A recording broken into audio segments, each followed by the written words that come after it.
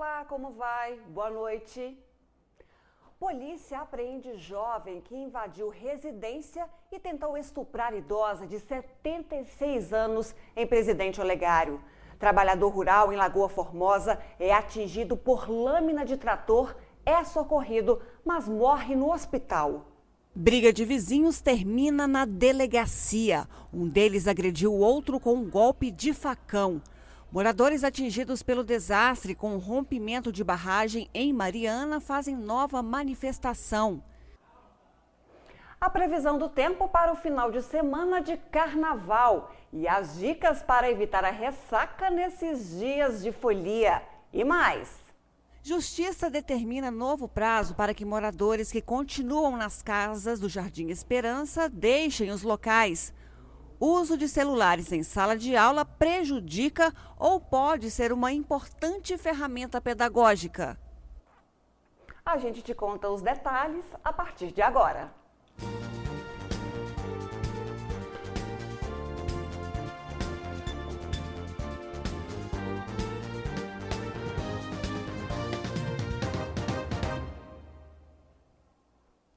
Em Patos de Minas, vizinhos resolveram partir para a agressão ao invés do diálogo para resolver o impasse.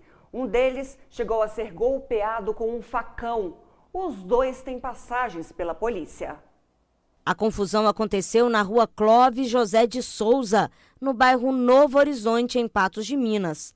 Uma briga antiga de vizinhos motivou o desentendimento que acabou com um dos jovens atingido por um facão. Quando efetuamos a prisão que estava no colo da viatura, ele desferiu ameaças contra a vítima, falando que quando sair que vai matar ele, que não vai ficar só nessa facãozada não, que a vontade era de decepar a cabeça dele. Essas ameaças são de Michael Daniel Borges Ribeiro, de 27 anos, que ontem voltou para a delegacia. Ele e o vizinho têm uma briga antiga que chegou a vias de fato mais uma vez. Segundo o relato do próprio autor, a vítima acusa ele de ter furtado o material de construção da obra dele há um ano atrás, quando estava construindo nas proximidades do bairro Novo Horizonte. Segundo ele, a vítima passou na porta da casa dele, olhou ele diferente, mexeu com a criancinha, ele entendeu que estava mexendo com ele, ele armou-se com um facão e desferiu um golpe nas costas da vítima. Mas o que mais impressionou foi o depoimento do jovem à nossa reportagem. Sem demonstrar nenhum arrependimento, Maicon confessa que quer ver o vizinho morto. Eu sou homem, eu não sou moleque não, e hoje eu tentei matar ele mesmo. Me tirar o facão para arrancar a cabeça dele, a sorte dele foi que o facão tá sem corte, sem maldade. O tempo dele tá contado aí, se ele não me matar, eu mato ele. Tá contado. Tô falando pra todo mundo ir escutar, ouvir, prestar bastante atenção. Esse bicho aí é folgado e tal, tá achando que é certo, tá totalmente errado. Eu vou matar ele ou ele me mata. Quem for mais forte engola um outro. Maicon usa uma bolsa de colostomia depois que foi vítima de uma tentativa de homicídio em 2011. E no ano passado foi agredido pelo vizinho. Há um ano atrás ele me agrediu, sabendo que eu uso bolsa de colostomia, me deu vários chutes na barriga, minha colostomia encheu de sangue, ele quase quebrou minha perna também, que minha perna é cheia de platina e tal, aproveitou da ocasião que eu bebi umas cachaças e tal. Falei pra ele, meu irmão, não te devo não, eu vou te provar que eu sou homem. Na hora da agressão, a vítima Gabriel Barcelos Carneiro, de 20 anos, não quis ser socorrido e dispensou a ajuda do SAMU. O corte, igual eu falei, foi superficial, cerca de uns 10 centímetros superficial, não quis atendimento médico. O SAMU foi lá porque tinha mais duas familiares grávidas e a mãe dele começou a passar mal, então o SAMU foi atender as pessoas, mas ele mesmo não quis atendimento médico não. Os dois envolvidos na briga têm passagens, inclusive o autor do golpe de facão está cumprindo prisão domiciliar. O autor aí tem passagem aí por homicídio tentado, porte de arma, a vítima tem passagem também por droga, tem direção de veículo aí, com 20 anos de idade só. Maicon está consciente de que depois dessa ocorrência vai ter que voltar para o presídio, pois se enquadrou na Operação Colheita. Não, vou sossegado, eu bato de frente com meus problemas e demorou. Demorou, força pra ele, força pra mim. Cadeia é pra homem, não é pra comédia igual ele, não. A ocorrência registrada pela Polícia Militar retrata uma grave situação. Vizinhos que não dão certo e que podem levar a briga até as últimas consequências. O vizinho tem que ser um ajudando o outro. E lá, infelizmente, do jeito que está indo, não tem condição de ser vizinhos. Que coisa, hein? E cerca de 1.000 professores fizeram um protesto hoje em frente à sede do governo de Minas, em Belo Horizonte, cobrando o pagamento do piso salarial da categoria. Segundo o Sindiúti, o reajuste de 11,36% autorizado pelo MEC não consta no contra-cheque de janeiro depositado hoje. O órgão espera que o governo mineiro preste explicações para evitar paralisações da categoria. E a batalha jurídica para os atingidos pela lama da barragem em Mariana está longe de acabar. O desastre deixou 17 pessoas mortas, 2 desaparecidas e mais de 300 mil afetadas ao longo do Rio Doce, em Minas Gerais. O impacto econômico ultrapassa 1 bilhão e 200 milhões de reais. Agora, uma decisão do Judiciário deve deixar as investigações nas mãos da Justiça Federal. Uma manifestação em frente ao Fórum de Mariana reuniu moradores de comunidades atingidas contra a decisão de deslocar a causa a nível federal. O governo quer levar as decisões para lá, o TJ quer levar. Não vamos deixar. Nós vamos queremos aqui, a decisão vai ser aqui. É aqui que eles têm que nos ouvir. Nós queremos que os adjuntos participem diretamente das decisões. Esse é o motivo das reuniões, as negociações, das definições dos critérios, metodologias de todo o processo. A Samarco não pode dominar o processo de maneira alguma. Isso automaticamente tira, na prática, a possibilidade dos atingidos participarem. Essa é a grande questão. O que está em debate aqui não é onde será decidido, mas como os atingidos vão participar. E é evidente que ficando na comarca, isso é muito mais fácil. Completam 3 meses nesta sexta-feira o dia do rompimento da barragem de Fundão da Samarco, que atingiu vários distritos, subdistritos e municípios e o Rio Doce. Desde o início do ocorrido, o Ministério Público de Mariana vem apoiando os moradores atingidos pela lama. E no dia 10 de novembro, entrou com medida cautelar de indisponibilidade de bens com bloqueio de 300 milhões de reais da mineradora. Depois da recusa da Samarco em assinar o termo de compromisso para assegurar direitos, no dia 10 de dezembro, o Ministério Público entrou com ação civil contra a Samarco, Vale e BHP para viabilizar direitos como moradia, indenizações e construção de comunidades. São cerca de 3.000 atingidos direta e indiretamente em Mariana e 940 desabrigados. Mesmo com a falta de decisão de quem cuidará da causa, já foi iniciada a localização de um terreno para a construção das comunidades. Mas os atingidos lutam para que a justiça local permaneça no caso. Ainda não há uma decisão definitiva, mas com o processo de 17 volumes e 3.000 páginas parado e com risco de deslocamento de competência, os atingidos são os mais prejudicados e a Samarco ganha tempo. Se esse processo for para a Justiça Federal, as pessoas não serão mais contempladas com a participação e certamente vai chover ação individual aqui na comarca de Mariana, que vai ser um grande prejuízo para a justiça em geral, porque Mariana já conta com 20.000 processos, serão pelo menos mais 3.000 processos. Eu não sei assim dizer se há um benefício para a Samarco, né, se é um benefício ou prejuízo para a Samarco, mas eu posso garantir que é um prejuízo para as vítimas. Se for para lá, acabou. Acabou, porque lá fora só se fala em meio ambiente em Rio Doce. Eu não vi até hoje uma multa destinada aos atingidos, aos moradores, que perderam vidas e que perderam tudo. Nós temos o direito de resolver nosso problema, é que o promotor está do nosso lado, ele está apoiando, é ele que tem o direito de resolver a população aqui. Todo dia eu vou lá, ué. Vou lá, fico chorando por causa do lugar lá, é muito ruim. Então. Você tinha uma vida igual eu tinha lá, ué. Simples, mas era minha. Casa simples, mas era minha. Meu último ato nesse processo será pedir que o processo fique aqui em nome das vítimas que estavam até então sendo contempladas e que a União compreenda isso, compreenda a importância da participação dos atingidos e que eles sejam ouvidos. Daqui a pouco no NTV News você vai ver as condições das casas do Jardim Esperança que foram ocupadas de forma irregular e a polêmica sobre o uso de celular em sala de aula.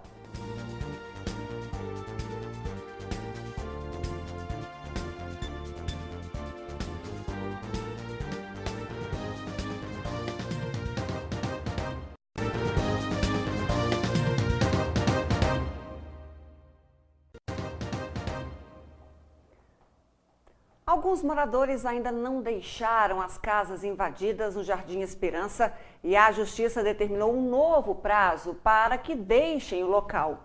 As residências que já foram desocupadas estão em péssimas condições.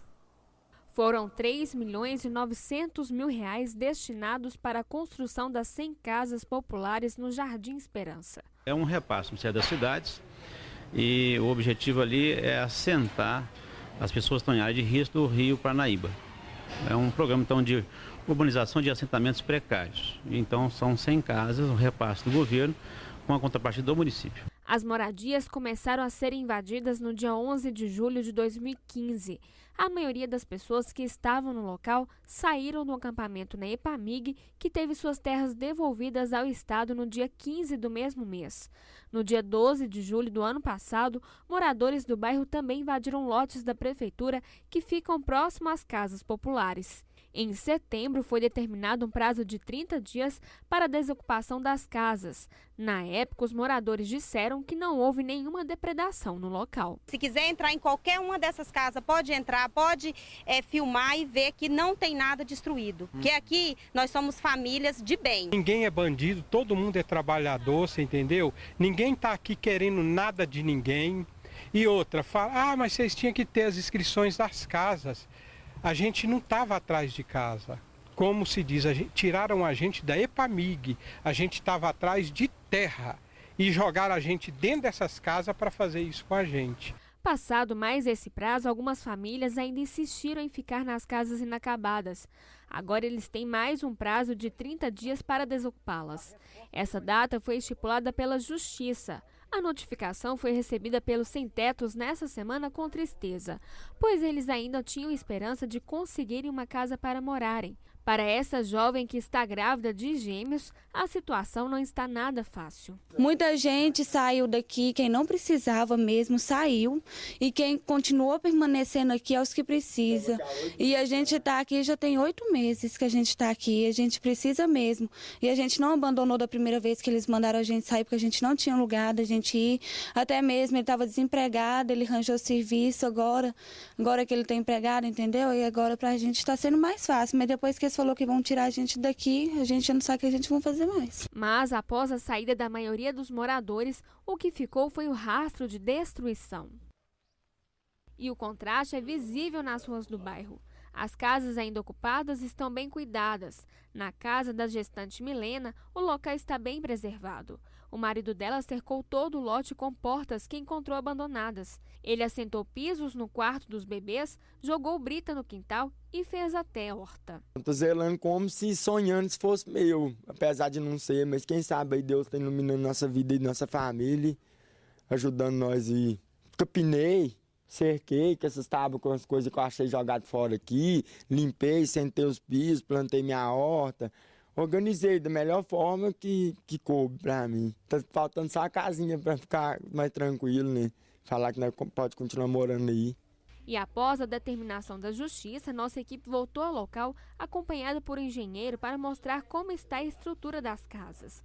Algumas foram queimadas e ficaram bastante danificadas. As casas, estruturalmente falando, eu não vejo grande, não tem problema estrutural, exceto algumas casas que a gente viu aí onde teve incêndio, que tem algum comprometimento com algumas fissuras, teria que fazer uma avaliação se da necessidade ou não de demolir a casa e reconstruir. Mas aonde nós olhamos, as casas estão em estado de estrutura de alvenaria, não aparece fissura, e isso demonstra que o que nas casas mesmo está faltando são peças, janelas, que a gente está vendo aqui que não tem nenhuma janela, portas também foram retiradas em algumas. Mas a parte de alvenaria e a pintura também, que foi bem danificada, que tem que ser toda refeita, né? Mas a parte estrutural das casas, a gente vê que não tem nenhum comprometimento. Para o engenheiro, é certo que o prejuízo é grande.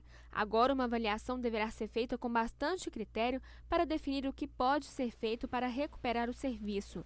A esperança é que a solução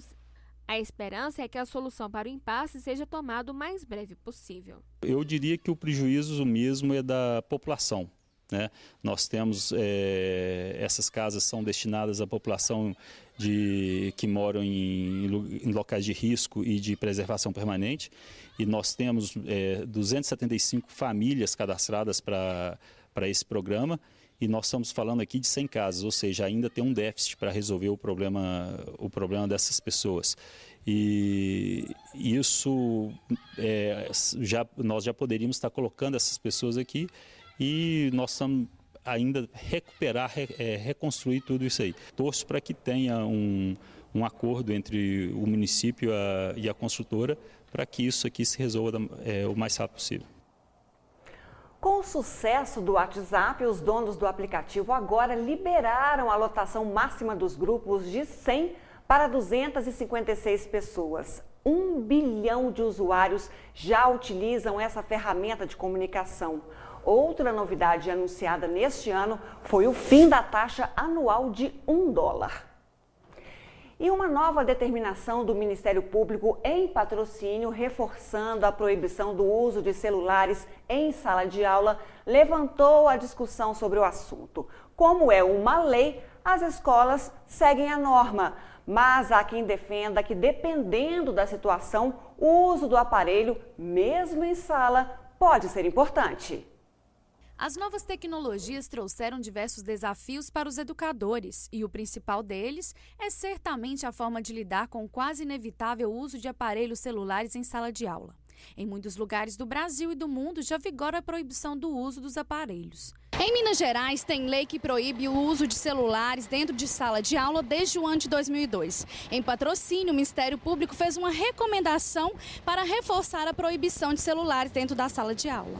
Neste colégio particular em Patos de Minas, é extremamente proibido o uso durante as aulas. Hoje, pela facilidade que era usar um aparelho desses, os alunos abusam de seus benefícios, atrapalhando assim outro colega com a sua falta de compostura. Dentro de sala de aula é totalmente proibido, né? Aliás, isso já é previsto em lei. De repente, um aluno foi só simplesmente olhar o horário, mas como é que o professor vai saber se ele está vendo horário, se está vendo mensagem, se está no Facebook, se está no WhatsApp? Então, não tem como. Então, é melhor se coloca a regra de que o uso é proibido em qualquer situação.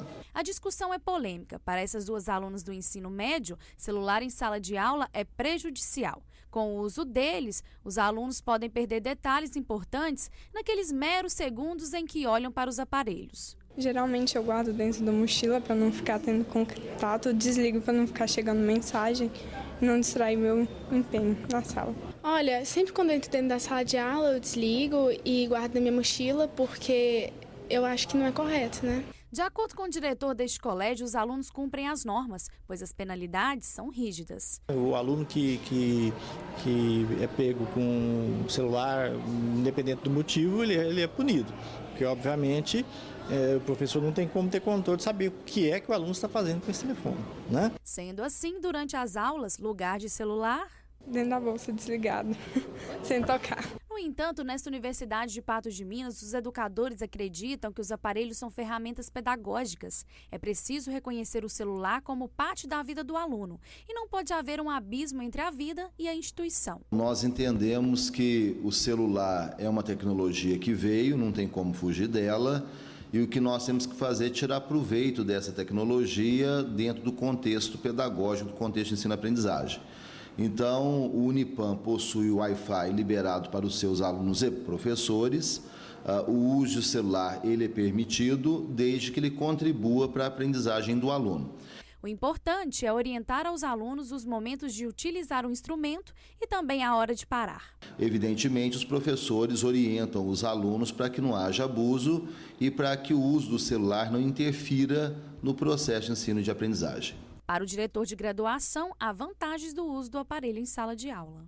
Nós temos que lembrar que nós vivemos num mundo que está em constante transformação e a escola precisa também acompanhar essa transformação. Então, ao invés de ficar se lamentando daquilo que a transformação traz, é preciso tirar proveito dela. E, se usado de maneira corretamente, o celular ele traz um grande benefício para a aprendizagem, conectando para pesquisas, para inúmeras atividades que podem ser feitas na sala de aula, utilizando essa metodologia, essa tecnologia. Veja em instantes a previsão do tempo para o final de semana de carnaval, a programação da folia para a nossa região e as dicas para evitar a ressaca nesses dias de festejos.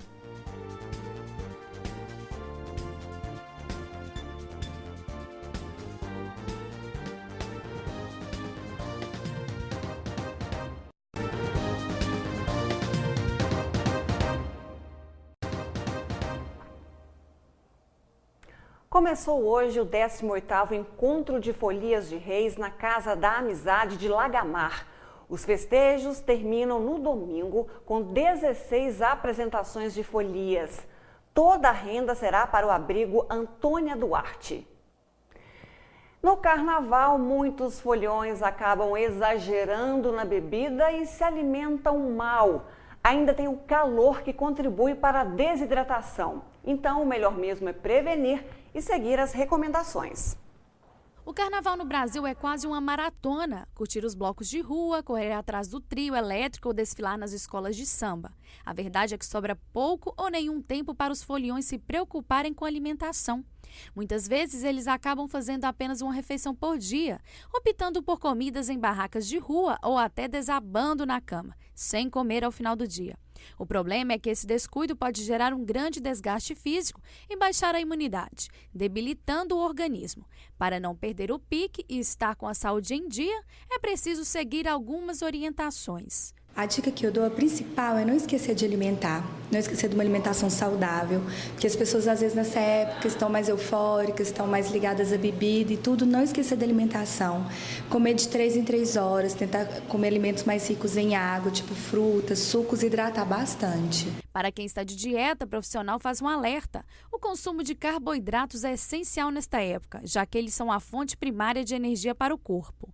De acordo com ela, mais do que ingerir os alimentos adequados, comer nos horários certos também é importante para ter o máximo de energia. O interessante é não esquecer de fazer uma alimentação mais completa antes de sair para folia, sair para a noite, fazer uma alimentação bem completa mesmo, rica em carboidrato, rica em proteína e não esquecer das vitaminas e minerais. Então, assim, às vezes um jantar mesmo completo, uma carne, um arroz, um feijão, uma salada seria interessante. Se caso não for possível, fazer um lanche mais rápido, tipo um sanduíche, mas não uma coisa muito gorda, cheia de bacon, cheia de ovo, não. Fazer uma coisa mais leve também, para a pessoa conseguir aproveitar. Além de ingerir alimentos apropriados, manter a hidratação durante os dias de festa é imprescindível e determinante para garantir a boa saúde do folião. Além do consumo de bebida alcoólica comum na época, o calor provoca uma grande perda de líquidos, que devem ser repostos. E por falar em bebida alcoólica, os foliões devem prestar atenção nas misturas, como por exemplo, o energético. Essa questão da mistura do energético e bebida alcoólica é perigoso porque a bebida alcoólica ela tende muitas vezes a dar um pouco mais de sonolência e o energético deixa a pessoa mais ligada em questão da cafeína. Então, assim, tomar cuidado porque também o energético às vezes tira o sabor da bebida e a pessoa não sente que está passando dos limites, sem contar que o energético também afeta muito o estômago. Então, não tomar energético em excesso e também jamais com o estômago vazio. Depois dessas orientações, a indicação é segui-las e se divertir. Tempo e temperatura. Oferecimento. Precisou de óculos? Vem direto para New Color. 3 óticas em Patos de Minas. E podem se preparar, porque na região a previsão é de um carnaval de muito calor. O sábado em Patos de Minas será de sol com algumas nuvens, com possibilidade de pancada de chuva no fim da tarde. A temperatura mínima será de 18 graus e a máxima poderá atingir os 31 graus. O índice ultravioleta registra 7 e é considerado alto. Em Carmo do Paranaíba, a temperatura varia entre 20 e 29 graus, 30 em Coromandel. Já em Lagoa Formosa, São Gotardo e Presidente Legário, a máxima pode atingir os 31 graus. Já o domingo, em Patos de Minas, também será de sol com algumas nuvens, também com previsão de chuva. A temperatura mínima será de 18 graus e a máxima poderá atingir os 32. O índice ultravioleta também registra 7 e é considerado alto. Mínima de 18 graus em Matutina, máxima de 29 em Varjão de Minas, 30 em Guimarães. Já em Rio Paranaíba, a temperatura varia entre 21 e 31 graus. E em Langamar, o dia deve ser mais quente. A máxima pode atingir os 34 graus.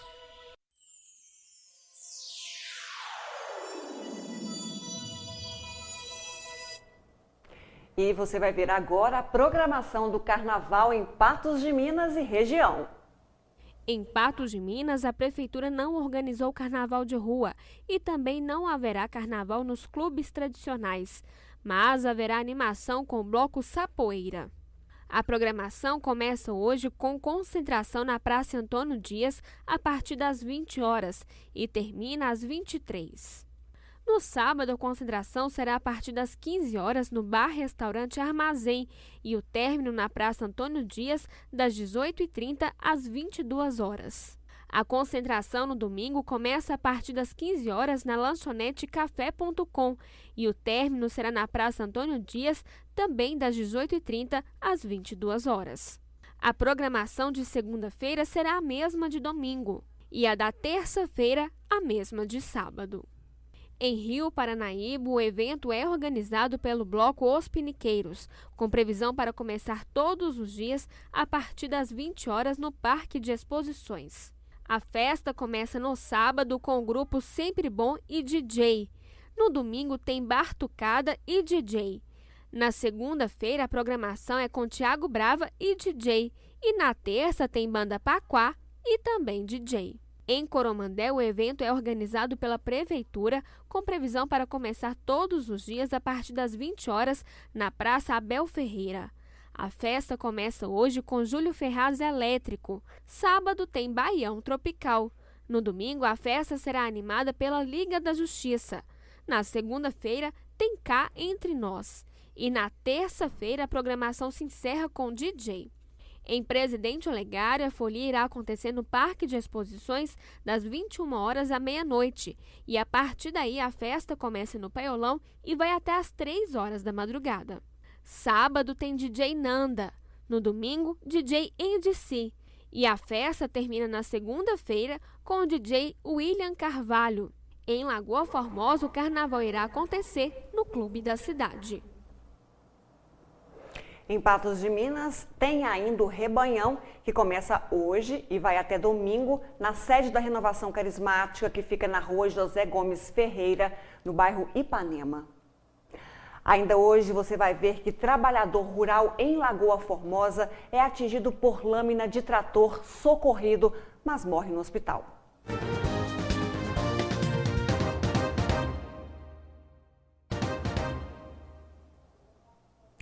A cada dia são feitas novas descobertas do vírus Zika, que deixa todos nós ainda mais preocupados. A Fiocruz anunciou hoje a comprovação da presença do vírus de forma ativa na urina e na saliva a partir de análise de 2 pacientes. Com isso, novas recomendações de maior cautela foram feitas às gestantes, como não compartilhar talheres e evitar aglomerações. 86. Essa é a quantidade de vezes que um homem foi preso em Lagoa Formosa. Jean Douglas Nazário da Silva, conhecido como Besourinho, tem 32 anos e coleciona uma longa ficha policial. Desta vez, ele é acusado de furtar um celular e ainda exigir R$50 da vítima para devolver o aparelho. Ele foi preso pela Polícia Militar no bairro Santa Cruz, em Lagoa Formosa, nesta sexta-feira e encaminhado para a delegacia de Patos de Minas. E um trabalhador rural morreu nesta tarde em uma fazenda próxima à Lagoa Formosa, depois de ser atingido pela lâmina de um trator. Ele ainda conseguiu se levantar e reclamou de dores para os colegas, que o socorreram até o hospital, mas não resistiu e morreu. O acidente aconteceu por volta de 11 horas na Fazenda Abelha, no município de Lagoa Formosa. Oranildo Magalhães de Melo, de 50 anos, foi atingido por uma lâmina de trator quando descarregava um caminhão de silo. Oranildo ainda se levantou e se queixava de fortes dores no abdômen. A Polícia Militar foi acionada, funcionário do Pronto Atendimento de Lagoa Formosa, a comparecer próximo à Fazenda Abelha, próximo também ao distrito de Monte de Minas, onde ocorreu um acidente de trabalho. Chegando no local, os militares depararam com a máquina estacionada e, conversando com o funcionário e com o tratorista, ele alegou que está fazendo silagem e o local é um pouco íngreme. O tratorista perdeu o controle do trator e a vítima estava trabalhando logo abaixo, né, no silo, e esse trator prensou a vítima com a lâmina e assim que ele viu o acidente, ele tirou o trator, a vítima saiu andando. Oranildo chegou a ser socorrido com vida por colegas de trabalho, mas acabou morrendo após uma parada cardiorrespiratória. O médico atestou uma parada cardiorrespiratória, né, mas somente através, né, do exame que vai ser feito no ML, que vai realmente diagnosticar a causa-morte desse cidadão, né? A princípio é uma parada cardiorrespiratória, mas pelas evidências lá pode ter outras sequelas, né, outros ferimentos que veio a vitimar esse cidadão trabalhador. A polícia esteve no local para investigar o caso. O motorista que operava o trator pediu o teste do etilômetro, que acusou 0,0. Infelizmente foi um fato lamentável, né, envolvendo duas pessoas que estavam trabalhando. Ele sugeriu, né, também fazer o teste do bafômetro, deu 0,0.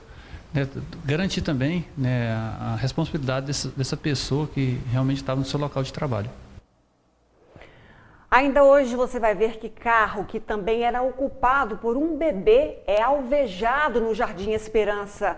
E polícia apreende jovem que invadiu residência e tentou estuprar idosa de 76 anos em Presidente Olegário.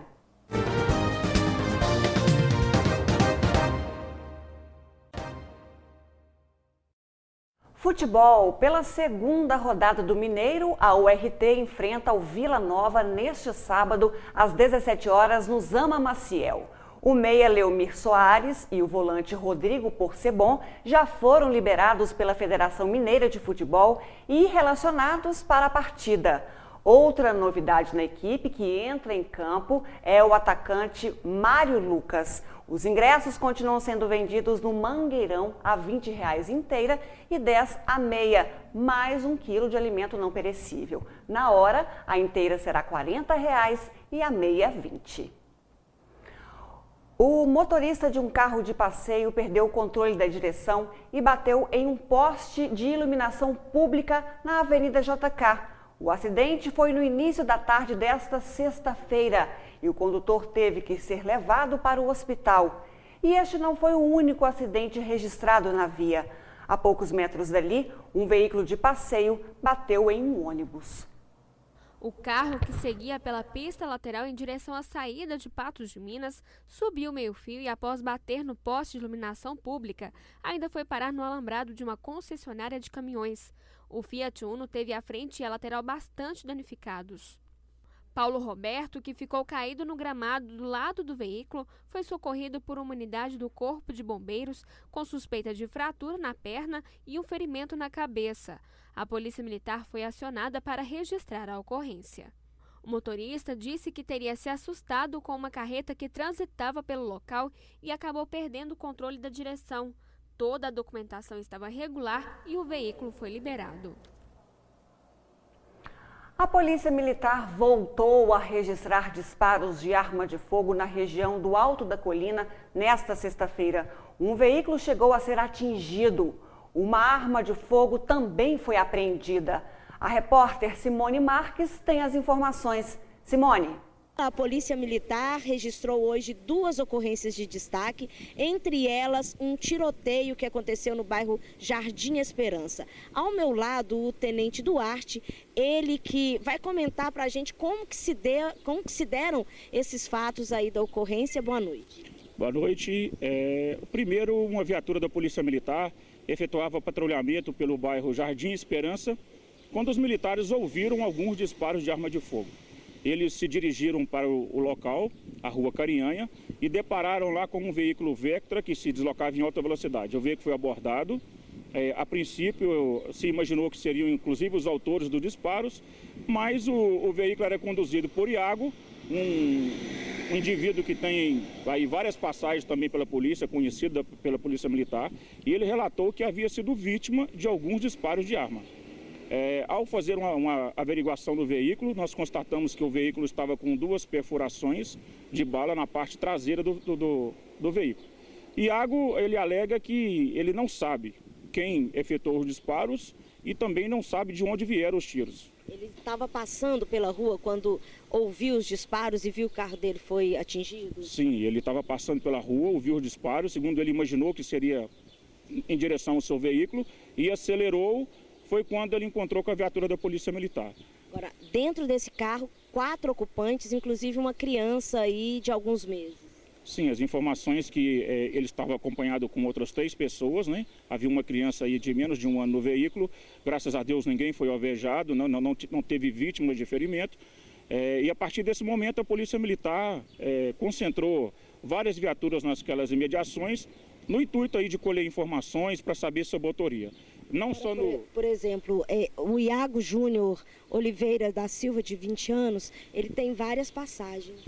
Sim, o Iago, ele é conhecido da Polícia Militar, ele tem várias passagens aí por furto, passagens por envolvimento em roubo, tráfico, né? E a gente sabe que, infelizmente, há uma rivalidade de alguns indivíduos ali na parte alta da cidade que acaba culminando com eventos dessa natureza. Agora, a Polícia Militar procurou, então, essa arma e acabou encontrando, né?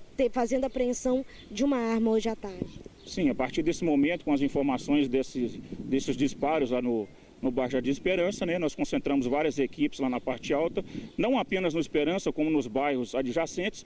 E durante o patrulhamento de uma viatura no bairro Panorâmico, ela deparou com um indivíduo lá atravessando a rua com uma arma nas mãos. Assim que ele viu a viatura, ele saiu correndo, entrou em um bar e ele foi até o fundo do bar que dá num lote vago e jogou a arma por cima do muro, mas os militares conseguiram abordar esse indivíduo, né? Fizeram um rastreamento lá pelo local, inclusive nesse lote vago, e foi encontrado lá uma garrucha de um cano municiada com uma munição.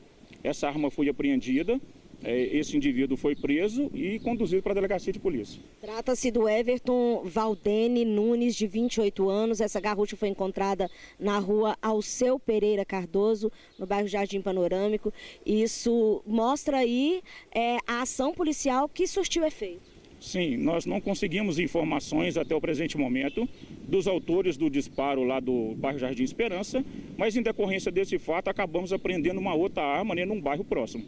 Os rastreamentos continuam e a gente solicita à população, né, de bem. Sabemos que no bairro Jardim Esperança, Colina, né, a grande massa das pessoas lá são pessoas boas, pessoas trabalhadoras, e a gente conta com essas pessoas que nos dêem informações. Ligue no 190, ligue no 181, faça sua denúncia, né, anônima. Os dados dessas pessoas são preservados para que a gente possa, municiado dessas informações, com o auxílio da comunidade, a gente prestar um serviço de melhor qualidade ainda.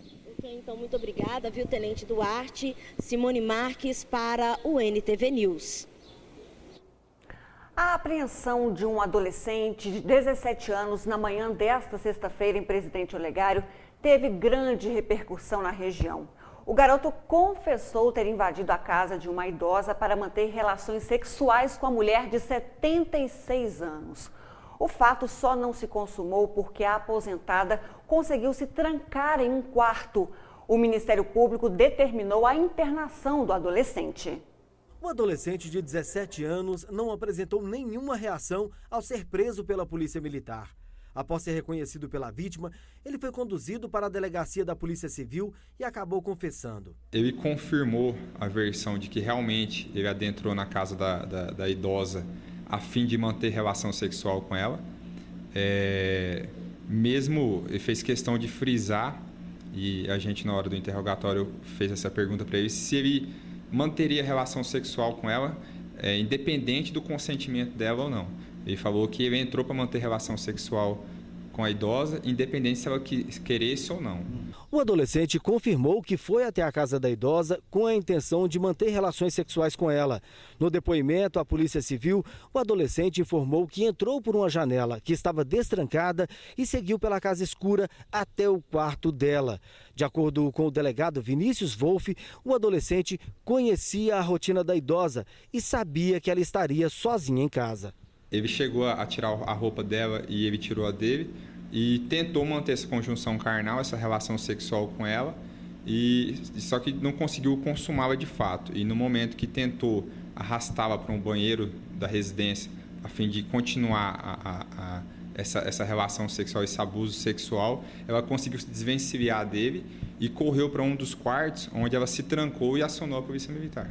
O adolescente não tem passagens pela polícia e foi encaminhado para o Ministério Público. A consulta que a gente tem aqui até o momento, ele não possui passagens policiais, ocorrências policiais, mas nós temos informações de que ele, confirmado por ele, que ele faz consumo de drogas. O promotor de justiça, Jacques Souto, colheu o depoimento do adolescente e também ouviu ele confirmar a intenção de manter relação sexual com a idosa de 76 anos. Ele admite que foi com essa intenção. Saltou o muro, a janela, entrou de madrugada, deitou na cama dela e ela conseguiu sair-se dele. Diante disso, o promotor de justiça decidiu pedir a internação do garoto. Eu pedi ao juiz para manter o internado provisoriamente por 45 dias, mas vai depender da decisão do juiz, porque apresentou para o promotor, ouviu o menor e solicitei a internação provisória diante da gravidade do fato. E o juiz agora vai apreciar se mantém ele internado provisoriamente ou não, enquanto corre o processo. Vai correr um procedimento e, ao final, ele vai sofrer uma medida socioeducativa ou vai ser absolvido. Então, o meu pedido é para que ele fique preso, fique internado provisoriamente, enquanto corre o processo, para depois, ao final, a justiça decidir se cabe medida socioeducativa ou não. O caso do adolescente de 17 anos, que tentou estuprar a idosa de 76 anos, ganhou grande repercussão na cidade. É um caso, sim, esquisito, né? Chocante. Esquisito mesmo, viu? Por hoje é só, o NTV News volta amanhã em nova edição, a partir das 19 horas. Uma boa noite, obrigada pela companhia e um ótimo carnaval.